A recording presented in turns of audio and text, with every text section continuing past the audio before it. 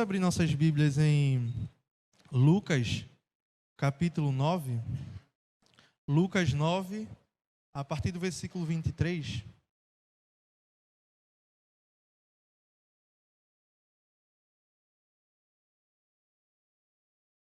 Lucas 9, 23.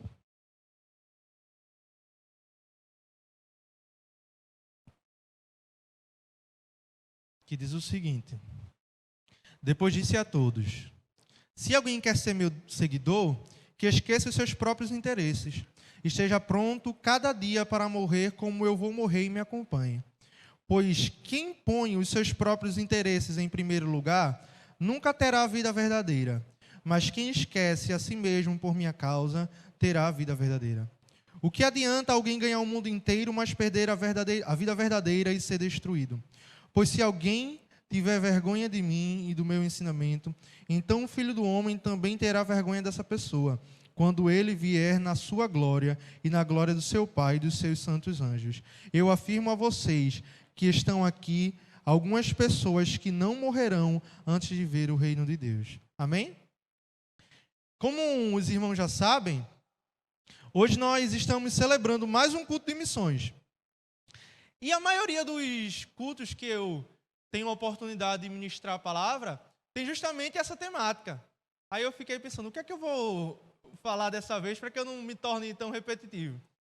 E eu lembro que no domingo do congresso da Juventude, eu tive a oportunidade aqui de dar uma reflexão e eu falei sobre o preço de seguir a Cristo. Então eu decidi dar continuidade a esse assunto que eu tinha falado naquele domingo.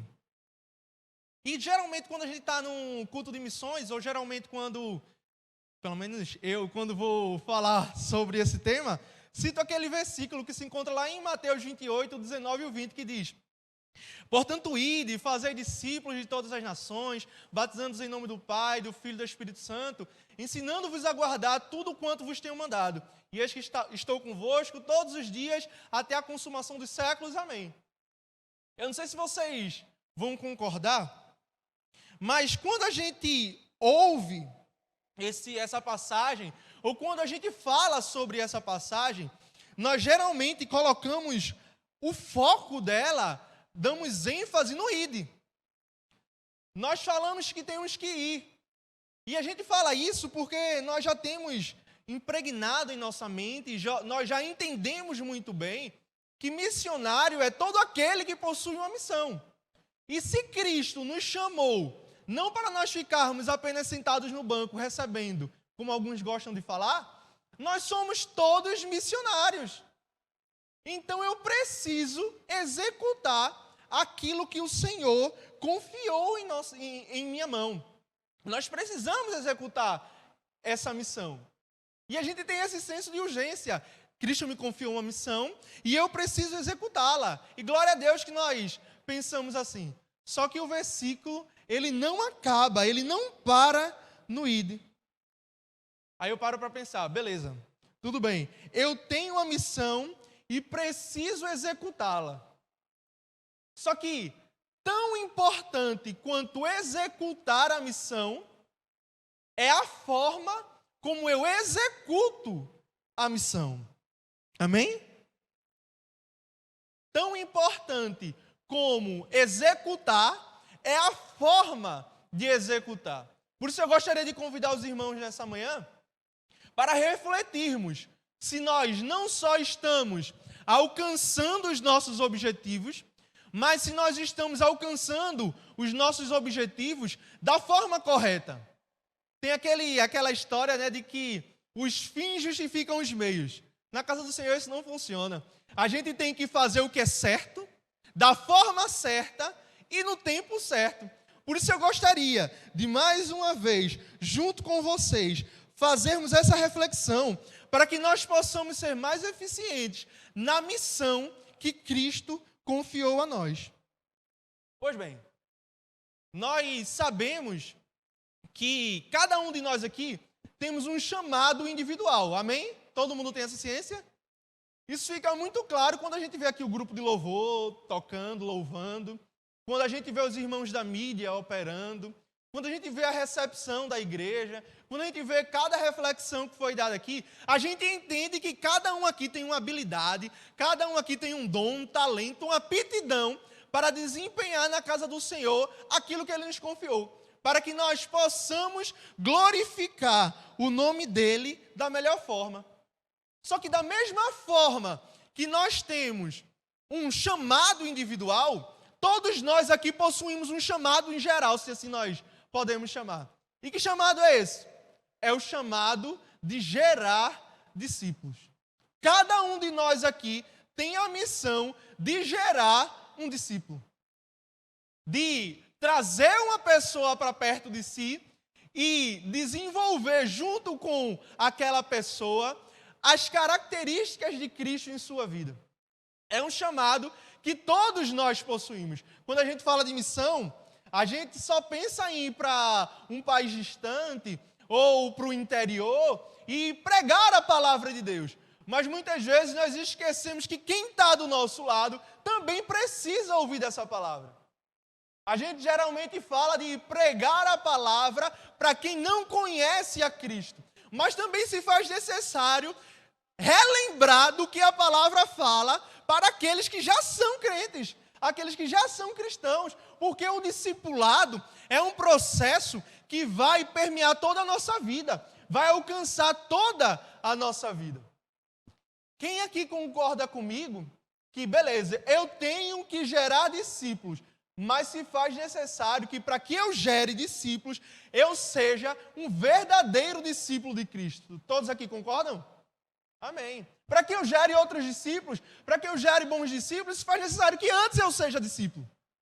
E quando a gente olha para essa nova geração de cristãos, e eu não estou falando nova geração na idade, não. Eu estou falando de idade na fé. A gente para e pensa, parece que está faltando alguma coisa. Só que a gente deve fazer uma reflexão. Será que está faltando algo nessas pessoas? Ou será que está faltando algo em nós que estamos discipulando essas pessoas? Por isso se faz importante, meus irmãos, que nós venhamos refletir sobre o custo do discipulado, que nós venhamos refletir como tem sido a nossa conduta com Cristo e como isso vai influenciar na vida de outras pessoas, como isso vai influenciar na vida de outras pessoas que entram por essas portas. Nós temos uma missão de gerar discípulos, uma missão de cuidar das pessoas, de ajudar as pessoas, de ministrar sobre a vida das pessoas, de nos importarmos com aquelas pessoas. A gente pensa que discipular é só pregar. A Bíblia diz isso aqui, a gente tem que fazer isso aqui. Não, é se importar, é saber como a pessoa está e por aí vai. Um exemplo que eu gostaria de dar foi essa semana. Eu estava em casa, estou no estágio e tem sido um período bastante puxado, bastante difícil. E eu estava cansado, estava exausto, que tinha que entregar um projeto. E eu lembro que, nessa semana, não lembro qual foi o dia exato, nosso irmão Patrick falou comigo. Perguntou como é que eu estava, como estavam as coisas, como estava no estágio. E talvez para ele tenha sido só uma pergunta. Mas para mim não. Foi importante para mim saber que eu não estou sozinho nisso. Que alguém se importa como eu estou me sentindo. E a mesma coisa nós precisamos fazer. Nós precisamos nos importar com as outras pessoas. Nós precisamos investir tempo na vida das outras pessoas. Tem um vídeo, eu estava vendo, que um determinado pastor chegou para um jovem e perguntou qual era o sonho dele. O que é que ele queria fazer na casa do Senhor? Qual ele achava que era o chamado dele? E aquele jovem falou que ele queria ser pastor. E aquele pastor que ele estava conversando pediu para que ele fizesse uma reflexão. Disse, quando você fecha os seus olhos e imagina você exercendo o chamado para ser pastor, o que é que você se imagina fazendo? Aí aquele jovem falou, eu me imagino pregando, ensinando a palavra de Deus. Aquele pastor disse para ele, isso é só uma parte do ministério do pastorado. Mas não só do pastor, isso é só uma parte na vida do cristão. O pastorado envolve ir nos becos, nas vielas, buscar os jovens que estão perdidos. Envolve consolar uma família enlutada, uma esposa que foi abandonada pelo seu marido e por aí vai. Esse é o papel do líder. Isso é o papel de todo cristão. Ver o seu irmão precisar de ajuda e não medir esforços para ajudá-lo. Quando a gente fala de missão, quando a gente fala de chamado, uma palavra tem que estar fixada em nossa mente. Que palavra é essa? É preço. E o que significa preço? Eu falei aqui da outra vez, na reflexão, e preço vai ser, segundo o dicionário, o valor que a gente vai atribuir a alguma coisa. Só que, ao meu ver, o preço não está intimamente ligado a só a quantia monetária, não. O preço é qualquer coisa que a gente vai ter que investir para receber algo em troca. Isso pode ser tempo, isso pode ser dinheiro, pode ser qualquer outra coisa. A gente precisa, quando decidimos executar a nossa missão, nosso chamado, o discipulado, nós precisamos ter em mente que existe um preço a ser pago. Nós precisamos aprender a valorizar o preço das coisas. Quando a gente é mais novo, a gente não dá tanta bola para o preço que as coisas possuem. Porque a gente não se esforça, a gente não está trabalhando, a gente só está recebendo as coisas, recebendo o dinheiro dos pais. Então a gente não dá o valor necessário ao preço das coisas. Só que quando a gente vai crescendo, nós nos tornamos os responsáveis. Aí sim, a gente aprende a valorizar. A gente aprende a dar valor ao preço das coisas. E o que é que isso tem a ver com a mensagem? É que na vida com Cristo, tudo vai ter um preço. Para seguir a Cristo, é necessário pagar um preço. A vida com Cristo tem um custo. Não é tão fácil como muitas pessoas pensam. Na lição de ontem do GV dizia: Deus é amor, e parava por aí. Deus é amor. Mas eu preciso seguir a Cristo, e para segui-lo, eu tenho que pagar o preço que isso envolve. Billy Graham vai dizer que a salvação é de graça, mas o discipulado, ele vai custar tudo o que nós temos. O problema é que parece que nós nos esquecemos disso. A gente liga a televisão de manhã, tarde ou de noite, em determinados canais, e a gente vê essas igrejas pregando uma falsa prosperidade e passa uma ideia errada do que é seguir a Cristo, do que é a vida com Cristo. Eu tenho certeza que todos aqui já assistiram, porque é até envolvente, Às vezes eu estou assistindo televisão, não tem muita coisa passando. Quando eu passo num canal lá, está um profeta, um falso profeta lá falando, e quando eu me vejo, já passei 20, 30 minutos naquele papo dele ali, atraente. Até prende a pessoa. Só que não é o verdadeiro evangelho. Esse verdadeiro evangelho, esse evangelho que estão pregando, está dizendo: Cristo vai te transformar, pode vir, mas o objetivo principal dessa transformação não é a sua vida espiritual, é a sua vida financeira.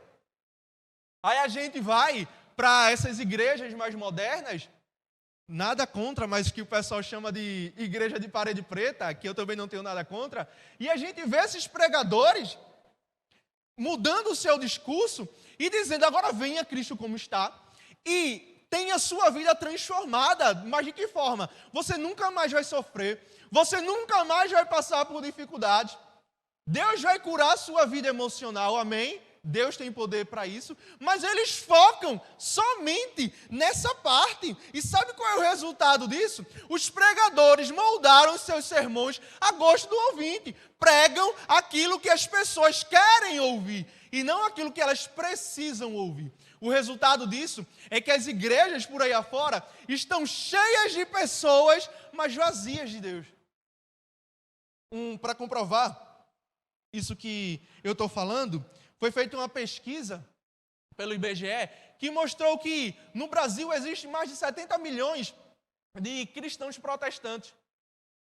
Só que se tem tanto crente assim, por que a gente não vê as coisas mudando? Por que a gente não vê as coisas sendo transformadas como a gente gostaria que fosse? Aí um certo escritor vai falar que nós talvez tenhamos 5 quilômetros de comprimento e apenas 5 centímetros de profundidade. As igrejas por aí afora estão mais cheias do que nunca, mas as pessoas também são tão iníquas como nunca antes visto. Eu disse aqui na reflexão que quando eu era mais novo, eu tinha medo dessas irmãs que diziam que a gente tinha que pagar o preço. Ah, Yuri, se você fizer isso, você vai pagar o preço. E ainda tem aqueles crentes mais ousados que diziam, se Deus quiser isso de mim, eu prefiro pagar o preço, mas eu não faço. As irmãs estavam dispostas a dizer que a gente tinha que pagar o preço. Só que hoje, as pessoas acreditam que não tem mais preço algum a ser pago. Pregam um evangelho que seguir a Cristo não envolve nenhum custo, que nós não precisamos fazer esforço algum, que nós não precisamos pagar nada para viver uma vida de discipulado. Os versículos que vão anteceder esse que eu li, ele vai nos mostrar que o Senhor Jesus está ensinando os seus discípulos, está reunido com eles, quando faz a seguinte pergunta: quem as pessoas dizem que eu sou? Quem as pessoas por aí falam que eu sou? Quem é Cristo? Quais são os seus atributos? Qual é a identidade de Cristo? As pessoas estavam com dúvidas acerca da pessoa mais importante do universo. Eles vão dizer, uns dizem que o Senhor é Elias, outros dizem que o Senhor é João Batista, ou um dos profetas antigos que ressuscitaram. Eles acreditavam apenas que Jesus era ou apenas um grande homem, ou apenas um grande profeta. Mas eles não entenderam que Jesus era o próprio Deus que estava andando no meio dos homens. Então Jesus lança essa pergunta e logo depois ele diz, beleza, os homens dizem que eu sou isso, mas quem vocês dizem que eu sou? A gente vê essa dúvida das pessoas acerca de quem era Jesus, e não é uma dúvida nova, não. Isso já existe há muito tempo. A gente, quando vai procurando mais a fundo, a gente vai ver que existiam os ebonitas, que eles acreditavam que Jesus era uma emanação de Deus. Aí os gnósticos, eles não vão acreditar na divindade de Cristo. Tem os arianos que não acreditam na eternidade de Cristo. E por aí vai. Tem umas pessoas que escarnecem de Jesus e dizem que ele foi apenas um homem normal, que se casou com Maria Madalena e que teve muitos filhos. Enfim, criatividade não falta para essas pessoas. Mas sempre existiu esse debate de quem realmente é Jesus. Uma dúvida acerca da sua identidade. E Jesus pergunta aos seus discípulos, quem vocês dizem que eu sou? Quem é Jesus para vocês, igreja? Quando as pessoas perguntam sobre Jesus, como vocês apresentam ele? Pedro vai dizer de pronto, tu és o Cristo, o Filho de Deus. Pedro estava dizendo naquela hora que Jesus era o Messias pelo qual o povo esperou tanto tempo. Só que mesmo ele falando isso, que Jesus era o Messias esperado pelo povo, ele não sabia o que isso envolvia. Ele não sabia que ser o Messias envolvia dor, envolvia sofrimento e envolvia a morte de Cristo. Então, fazendo uma rápida observação sobre a morte de Cristo. A morte de Cristo, ela é necessária para que fosse feita uma expiação pelo pecado do homem, para que o homem pudesse ser reconciliado com Deus. Sem a cruz de Cristo, o evangelho se torna uma religião vazia e sem esperança. A cruz de Cristo é a mensagem central da Bíblia. E quando Jesus fala para os seus discípulos que ser o Messias envolve dor, sofrimento e morte, Pedro tenta repreendê-lo, dizendo, Senhor, tem compaixão de ti. De forma alguma isso vai acontecer contigo. Só que nesse momento, Jesus lança o melhor convite que qualquer um de nós aqui poderia receber. Que convite é esse? É o convite para ser o seu discípulo. É o convite para ser discípulo de Cristo. E quando ele faz esse convite, ele deixa uma coisa clara, que foi o que eu falei no começo. Existe um preço a ser pago. O evangelho de hoje, ele se tornou um evangelho convidativo. Como assim um evangelho convidativo? As pessoas por aí afora anunciam: venha Cristo como você está, pode vir, aceite a Jesus. Mas e depois disso? E o discipulado? Depois a gente vê. Investem no convite, mas não investem no discipulado. Resultado, as pessoas entram a rodo pelas portas da igreja, mas com a mesma frequência saem dela. Ser discípulo de Cristo envolve um preço. Jesus está nos convidando para seguirmos a Ele, mas entendendo tudo o que esse chamado envolve. Sabe por quê? Porque Ele sabia que as pessoas estavam seguindo a Ele não por conta daquilo que Ele era, mas por conta daquilo que Ele poderia oferecer. E vocês acham que hoje é diferente? É só você se você tem Instagram, você pesquisa de forma rápida e você vai ver que pessoas que você nem sabia que era crente, que você olha para a conduta dessas pessoas e vocês veem que não condizem nada com aquilo que elas dizem ser. Vai estar lá no Instagram de cantores de brega, de influencers cristãos. Ou um versículo bíblico. E quando você vai ver o conteúdo dessas pessoas, não glorificam a Deus em nada. Não estão dispostas a ter um relacionamento com Ele. Só que deixa eu te dizer uma coisa. Jesus, Ele não precisa de admirador. Jesus, Ele não precisa de fã. Jesus, Ele quer que nós sejamos os seus discípulos e não apenas mero admiradores. E para todos que querem ser discípulos de Cristo, Ele diz, eu abraço a cruz, mas você tem que abraçar também a sua cruz. Cristo exige de todo aquele que quer seguir a Ele um espírito de renúncia. Cristo exige que todo aquele que nele crê, todo aquele que quer ser seu discípulo, pague o preço que isso exige. E qual é o preço, Yuri? O que é que isso vai me custar? Em primeiro lugar, vai custar os nossos amores. Como assim? Vai custar os nossos amores. Agora é que vai complicar. Custar os meus amores? Jesus, se você quer ser seguidor dele, se você quer ser o discípulo, ele tem que ser primeiro lugar em tudo na sua vida. Quem você ama mais? Tem que ser Cristo. Mas meus pais, tem que ser Cristo. E meus filhos, tem que ser Cristo. Seguir a Cristo vai custar todos os seus amores. E a gente diz assim, eu tenho que amar mais que meu pai tem. Tenho que amar mais que minha mãe tem. Mais que meu filho tem. Mas não só isso. Você tem que amar a Cristo mais do que você se ama também. Aí é que está o problema. Porque nunca na história a gente viu tantos homens amantes de si mesmo. A gente nunca presenciou, como tem presenciado agora, as pessoas passam horas na frente de um espelho para que se sentirem e passarem uma ideia de que são mais atraentes, que são mais sensuais. Isso não estou falando só algo exclusivo das mulheres, não. Os homens estão mais amantes de si mesmos do que nunca. Eles recorrem a tratamentos, procedimentos, cirurgias para tentar retardar os efeitos da idade, as rugas, a calvície e por aí vai. E quando eu falo isso, eu não estou condenando não que você se cuide não, que você se arrume não, você tem que se cuidar mesmo, é importante. Mas o que eu estou condenando aqui é amar a Deus, amar você mais do que você ama a Deus.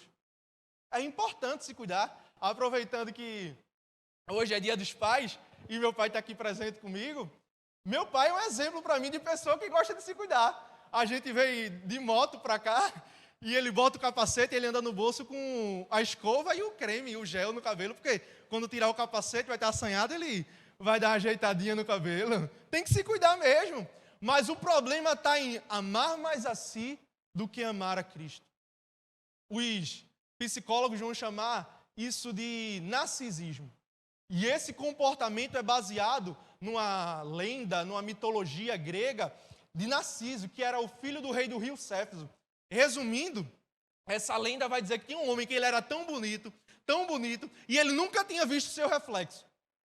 Aí chega um determinado momento que ele está na beira do rio, quando ele olha para a água, ele vê o seu rosto. E ele era tão bonito que ele se apaixonou por ele mesmo. E ele não conseguia fazer mais nada além de ficar ali no rio se admirando. Ele passa tanto tempo ali no rio que ele para de comer, para de beber, para de fazer tudo e morre à beira do rio. Paulo, por sua vez, ele vai falar também que nos últimos dias, nos últimos tempos, haveriam homens amantes de si mesmo. Homens que se alimentariam do seu próprio ego. Homens que amariam mais a eles do que a qualquer outra coisa. Só que, deixa eu te dizer uma coisa. Cristo tem que ser a sua prioridade. Cristo tem que ser o seu maior amor. A gente vai ver aquelas mães que dizem que não sabem o que fazem se perder os seus filhos. A gente vê pais, maridos, dizendo que não sabem como viveriam se perdesse o seu companheiro, sua companheira. Só que deixa eu te dizer, Cristo está em primeiro lugar na sua vida. Você, como discípulo dele, precisa amá-lo mais do que ama qualquer outra coisa. Logo, você pode perder tudo. Você pode perder seus pais, você pode perder seu marido, sua esposa, você pode perder seus filhos. Tudo pode ser tirado de você, menos Cristo. Você permanecerá firme, porque aquele que você ama não te abandonou. Segundo lugar, ser discípulo de Cristo vai custar a nossa vida. É uma palavra pesada, mas é verdade. Ser discípulo de Cristo vai custar a nossa vida. Eu já disse aqui, eu acho que várias vezes, que o meu livro favorito fala de um personagem que está no mundo aí fantasioso e que recebe um convite para morrer. E ele vai reagir como a maioria de nós reagiria, dizendo, não quero morrer não, tenho muita coisa para viver. E ele vai ouvir de outra pessoa o seguinte, se você acha que você está vivo, você está enganado. Somente na morte é que você encontra a verdadeira vida. Queria aplicar isso para a nossa vida. Somente na morte a gente encontra a verdadeira vida. Somente quando nós escolhemos morrer para nós mesmos, somente quando nós escolhemos morrer para o pecado, quando nós escolhemos morrer para os nossos deleites, é que nós encontramos verdadeira vida em Cristo. Quando a gente vive, quando nós vivemos para nós mesmos, nós estamos nos enganando. Nós não estamos vivendo. Mas só em Cristo a gente vai encontrar a verdadeira vida. O convite do discipulado é um convite para morrer. É um convite para morrer para o pecado, mas para viver para Cristo. E qual tem sido a nossa resposta a esse convite? Será que a gente olha o Evangelho como algo glamuroso, algo bonito, que eu só tenho que sair de casa no domingo da manhã, assistir o culto e ir embora? Será que nós enxergamos o Evangelho como algo que eu posso adquirir aquilo que eu quero, mas que eu não exerço nenhuma atitude de renúncia, que eu não me arrependo, que eu não abandono o pecado? Cristo exige de nós a morte. Cristo está dizendo, eu abraço a cruz e vocês também precisam abraçar. Só que eu não sei como vocês enxergam, mas a cruz não é o que muitos por aí pensam. A cruz não é aquele filho rebelde, não é o pai que está doente, enfermo. A cruz não é o marido infiel, não é a esposa problemática. A cruz não é um símbolo que muitas pessoas usam por aí afora. A cruz, ela também não é um pingente que a gente costuma usar em nossos colares. Não. A cruz é a representação que Cristo morreu nela e que nós também precisamos morrer, dia após dia. O convite que Cristo está nos fazendo é esse. O convite que Cristo está nos fazendo é para nós andarmos com um atestado de óbito no bolso. Para quando as tentações chegarem, quando as adversidades chegarem, para quando nós formos tentados, nós tirarmos esse atestado do bolso e dizermos: eu já fui crucificado com Cristo, agora eu vivo para Ele. Esse é o convite que Cristo está nos fazendo. Tem uma frase que diz o seguinte: não é tolo aquele que abre mão daquilo que não pode reter. Como assim? O que é que eu não posso reter? Eu não posso segurar, eu não posso reter a minha vida. Uma hora ela vai se findar. Não é tolo aquele que abre mão daquilo que não se pode reter para conquistar aquilo que não se pode perder. Esse é o convite que Cristo está nos fazendo. É morrermos para nós mesmos, para vivermos para Ele. E em terceiro lugar, o discipulado, para sermos discípulos de Cristo, para exercermos nossa missão, para fazermos também novos discípulos, é necessário que nós queimemos os nossos barcos. Como assim, Yuri? Queimar os barcos. Jesus vai contar duas parábolas que vai ilustrar o curso do discipulado. Uma parábola vai vir da área da construção civil e outra vai trazer um cenário de guerra. Vai dizer que nenhum homem deve começar a construir alguma coisa sem que antes ele calcule quanto aquilo ali vai custar. Porque não tem vergonha maior do que começar uma obra e deixar ela inacabada. Da mesma forma, nenhum rei deve entrar na guerra sem que antes conheça o seu adversário, quantos homens ele tem e por aí vai. Porque se ele fizer isso, ele vai estar entrando em uma missão suicida. Da mesma forma, nós que queremos ser discípulos de Cristo, antes de entrarmos nessa empreitada, antes de fazermos novos discípulos, devemos entender que viver assim tem um custo a ser pago. E mais desafiador que isso possa parecer, é a verdade. Eu gostaria de te convidar a fazer na prática aquilo que a gente cantou por tanto tempo aqui no domingo. O que foi que a gente cantou? A gente cantava: me despedi dos meus pais, queimei minhas carroças, afundei meus barcos no cais. A gente cantava isso aqui todo domingo, a gente ainda canta. Reis, o livro de 1 Reis, vai falar sobre o chamado de Eliseu. Vai dizer que ele estava arando a terra com 12 parelhas de boi, quando chega o profeta Elias, põe a sua capa sobre ele e o convida para ser o seu auxiliar. Qual foi a atitude dele? Ele se despede dos pais, quebra as carroças, mata os bois, faz um churrasco, se despede de todo mundo e parte nessa jornada. É isso que Cristo está nos convidando a fazer. Abandone tudo o que te prende a esse mundo e me siga. Morra para você e me siga.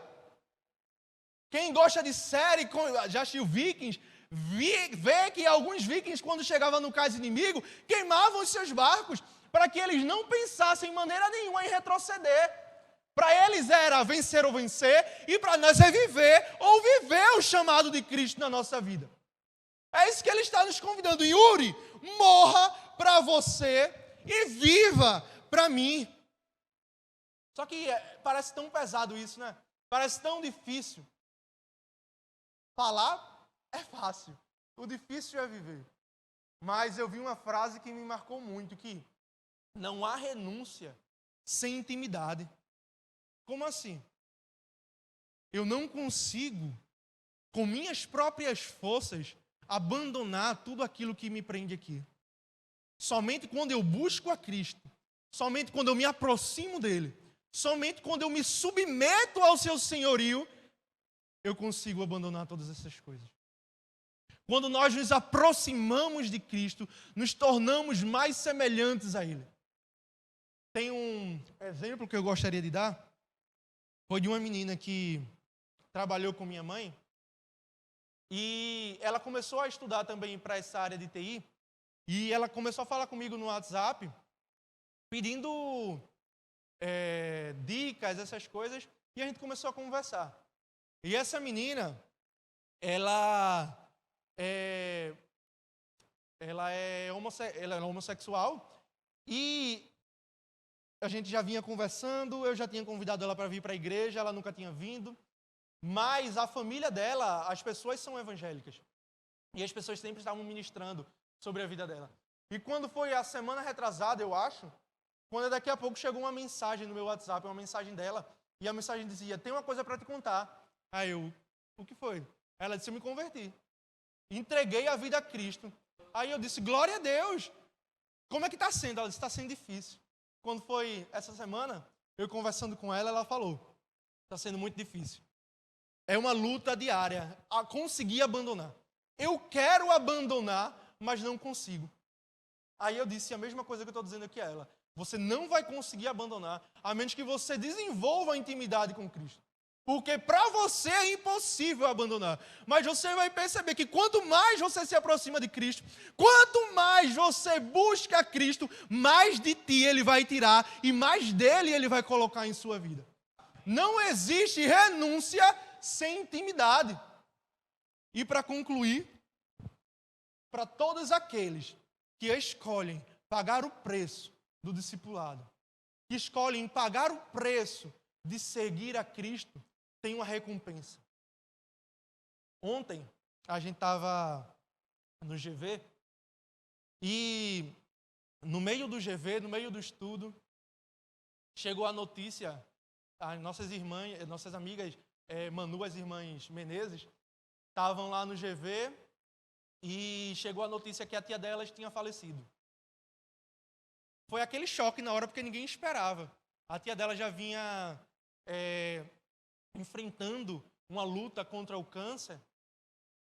E por mais que o médico já tinha dito que não tinha mais jeito, que não tinha mais solução, a gente ainda nutre uma esperança de que Deus vai operar um milagre e que ela vai ser curada.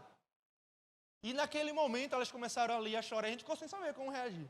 Só que, aos poucos, cada um foi dando uma palavra, cada um foi confortando ali as duas. E uma palavra que veio no meu coração é inevitável que nós nos sintamos tristes no momento do luto. A gente vai se sentir triste, a gente vai chorar, a gente vai lamentar. Só que a tia delas alcançou aquilo que a gente almeja alcançar um dia. A tia dela está indo por um caminho, trilhou um caminho que a gente vai traçar um dia. Todos nós aqui vamos morrer. Todos nós aqui vamos nos encontrar com o nosso Senhor e Salvador. A diferença é que ela alcançou isso agora. E a gente ainda espera por esse momento. Para todos aqueles que perseveram até o fim, como a tia delas, tem uma recompensa a ser dada. O caminho que Cristo trilhou na cruz do Calvário não foi um caminho apenas de morte, mas também de vida, porque Ele ressuscitou. Da mesma forma como Ele ressuscitou, nós também ressuscitaremos. Existe uma recompensa para todos aqueles que escolhem morrer para si e viver uma vida de discipulado, uma vida de renúncia, uma vida de sacrifício. É melhor perder aqui para ganhar na eternidade. Ou vocês acham melhor aproveitar nesse pequeno pedaço de tempo e sofrer durante toda a eternidade? É melhor viver agora, meus irmãos, uma vida de renúncia, pagando o preço que por hora nós achamos que é pesado, mas nós temos o auxílio de Cristo e nós nos encontraremos com Ele nas mansões celestiais. Amém?